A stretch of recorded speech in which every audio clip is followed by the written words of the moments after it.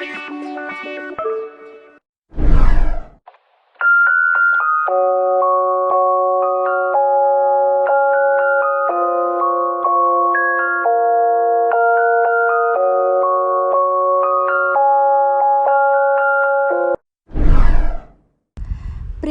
dalam hukum Islam. Kata prinsip berarti asas, yakni kebenaran yang menjadi pokok dasar orang berpikir, bertindak, dan sebagainya. Adapun yang dimaksud dengan prinsip-prinsip hukum Islam ialah cita-cita yang menjadi pokok dasar dan landasan, atau tumpuan hukum Islam. Prinsip-prinsip dalam hukum Islam. 1. Meniadakan kesulitan dan kesukaran. Contohnya, A. Orang yang sedang bepergian, sakit, dan dalam keadaan hamil atau menyusui boleh tidak berpuasa. B. Orang yang tidak kuat berdiri untuk melaksanakan sholat, maka ia boleh melakukannya dengan duduk. 2. Sedikit pembebanan. Prinsip ini mengisyaratkan bahwa pembebanan syariat atas manusia memang ada, tetapi syarat yang diturunkan atau dibebankan itu diterima apa adanya tanpa mempermasalahkannya atau mempertanyakannya, yang menimbulkan kesukaran dan pemberatan atas pundak mukallaf terhadap kewajiban agama yang diembannya. Prinsip ini dilandasi oleh firman Allah dalam surah Al-Maidah ayat 101. Ayat tersebut menginstruksikan kepada manusia agar dapat menahan diri daripada mempertanyakan masalah yang ada ketetapan hukumnya. Misalnya, pada waktu peraturan perundang-undangan belum diketahui dan agar permasalahannya untuk sementara dibiarkan dan kemudian permasalahan itu dipecahkan melalui kaidah-kaidah umum demi memberikan kelonggaran pada manusia. 3. Bertahap dalam menetapkan hukum. Al-Quran diturunkan secara berangsur-angsur bukan sekaligus, sebab mengingat potensi manusia yang sangat terbatas, hingga ketika ada ayat yang telah diturunkan, kemudian dipahami, barulah ayat lain diturunkan. 4.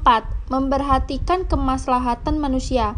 Dalam penetapan hukum selalu didasarkan pada 3 sendi pokok, yaitu A. Hukum ditetapkan setelah masyarakat membutuhkan hukum-hukum itu.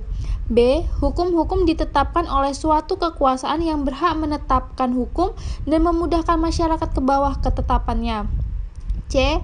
Hukum-hukum ditetapkan menurut kadar kebutuhan masyarakat. Mewujudkan keadilan. Manusia menurut pandangan Islam adalah sama baik di hadapan Allah maupun di hadapan hukum tanpa ada melihat kepada tinggi rendahnya jabatan seseorang, tua maupun muda, melainkan seoptimal dan semaksimal apa yang telah ia perbuat dengan hukum Allah itu sampai mendapat predikat takwa. B. Kaidah dalam hukum Islam. Kata kaidah secara etimologi berarti asas. Adapun menurut As-Sayuti dalam kitab Al-Asibah wa an Az-Zair bahwa kaidah adalah hukum yang bersifat kulli atau menyeluruh atau general law yang meliputi semua bagian. Macam-macam kaidah hukum Islam, yaitu 1. Kaidah asasiyah. A. Segala sesuatu atau perbuatan tergantung pada tujuannya. B. Adapun kebiasaan itu dapat ditetapkan sebagai hukum. C. Kemudaratan itu harus dihilangkan. D. Yang sudah diyakini tidak dapat dihapus oleh keraguan-raguan. Dan yang E. Kesukaran itu mendatangkan kemudahan. 2. Kaidah khairu asasiyah. Walaupun kedudukannya bukan sebagai kaidah asasiyah, namun keberadaannya tetap didudukkan sebagai kaidah yang penting dalam hukum Islam.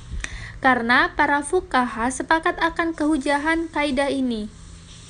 Adapun kaidah khairu asasiyah ini ada sebanyak 40 kaidah yang dapat kita ketahui dalam kitab Al-Asibah wa an-Nazair, karangan Imam Jalaluddin Abdurrahman bin Abi Bakar Al-Sayuti. Kemudian ditambah lagi dengan 68 kaidah yang terdapat dalam kitab Al-Majalatul Ahkamil Adiyah yang telah disempurnakan oleh Mustafa Ahmad Az-Zarqa. C. Tujuan hukum Islam. Kajian tentang maksud atau tujuan ditetapkannya hukum dalam Islam merupakan kajian yang sangat menarik dalam bidang usul fikih. Syatibi mengatakan bahwa doktrin maqasid asy-syariah adalah kelanjutan dan perkembangan dari konsep maslahah. Tujuan hukum Islam, maqasid asy-syariah: 1. Memelihara agama, 2. Memelihara jiwa, 3. Memelihara akal, 4. Memelihara kehormatan, dan yang terakhir, 5. Memelihara harta kekayaan.